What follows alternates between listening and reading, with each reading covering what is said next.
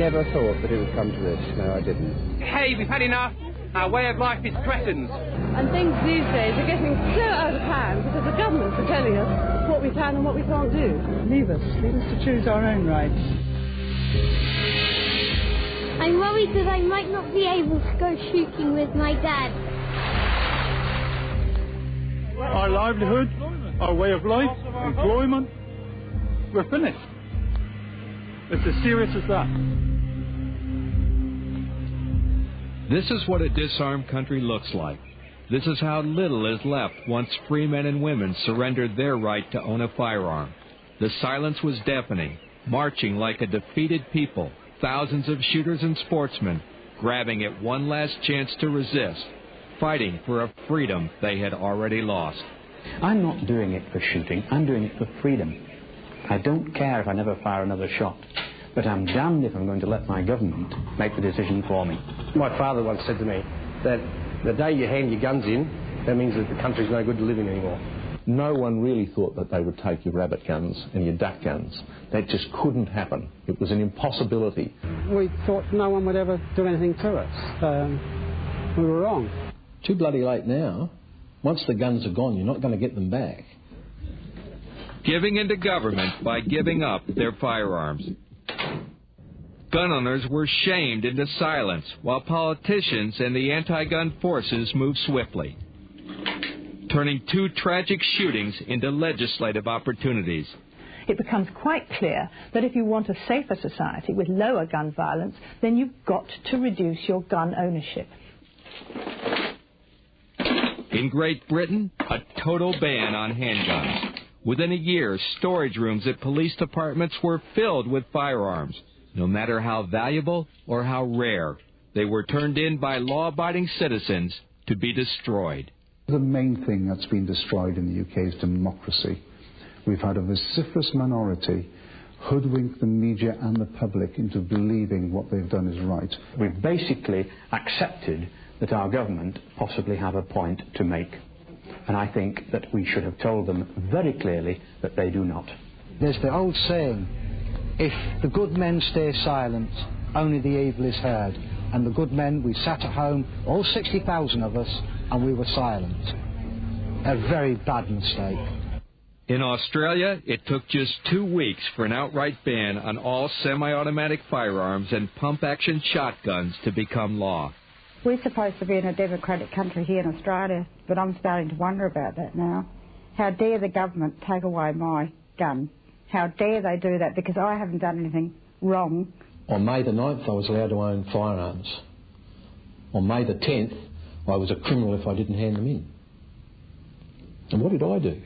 Just because I happen to be a firearms owner, I happen to be some sort of potential murderer or some sort of monster. And that's just not the case. It's the feeling of being a second-rate citizen. It's the feeling of being a Jew in Nazi Germany. That's the same feeling. Gun owners forced to surrender their firearms to the saw blade, the scrap heap, and the blast furnace. Strike the pen. And for collectors like Len Martin, all he has left is memories. Photographs of what freedom once felt like.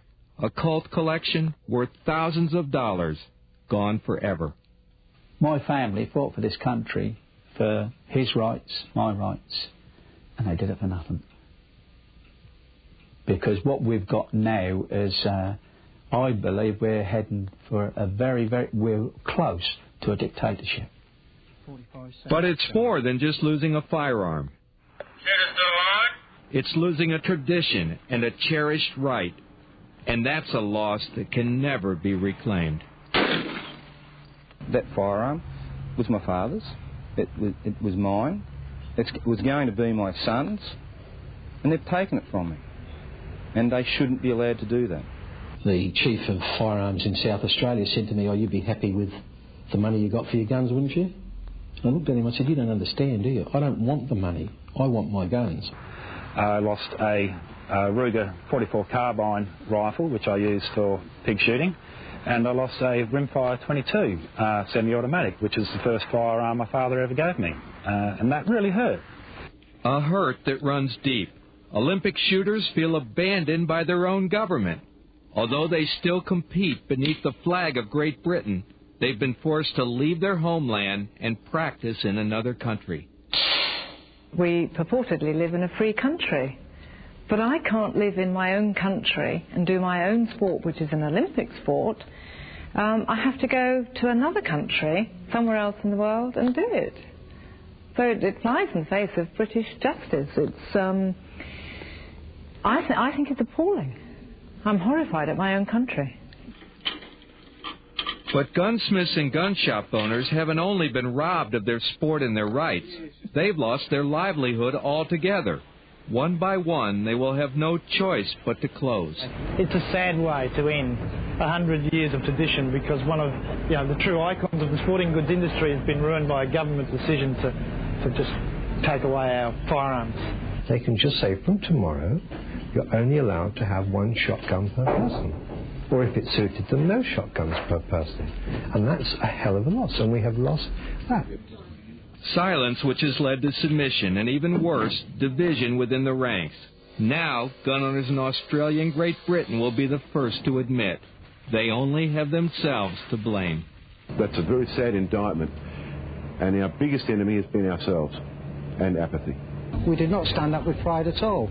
One of the biggest mistakes people can make is disunity. That will draw you down every time, and you can bet that the media and the politicians will try and exploit that lack of unity.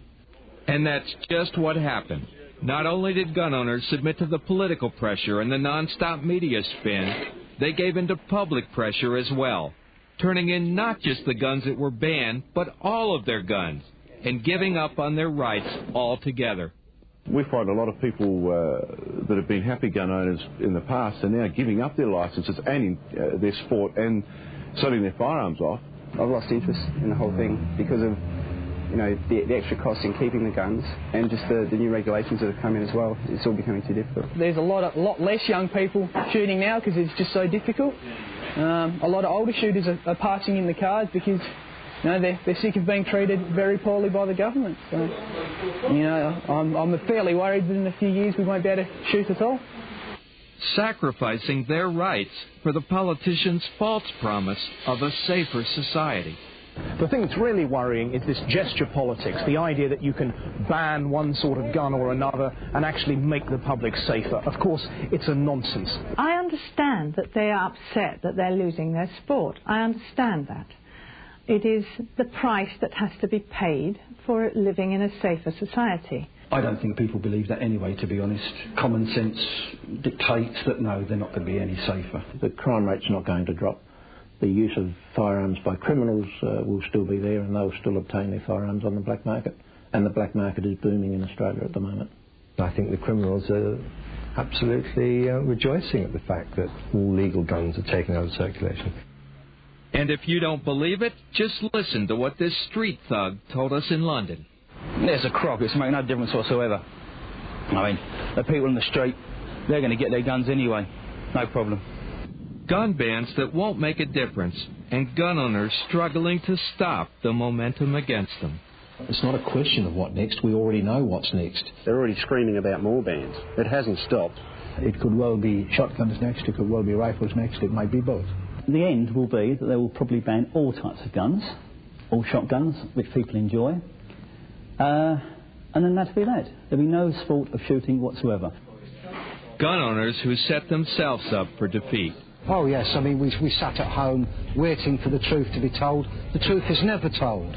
They not only lost their will to fight, but were willing to surrender what they know is rightfully theirs. You cannot sit back in your small hometown believing that the Browning A5 in the cupboard will be there forever. Once registration comes in and takes place, the police will know where it is, and within 5, 10, 15 years, or when it's politically correct, they will come and get it. Don't let the legislators put the short end of the wedge in, because once they find a way of doing it, and once it's successful, then they will do it time and time again. Stay strong.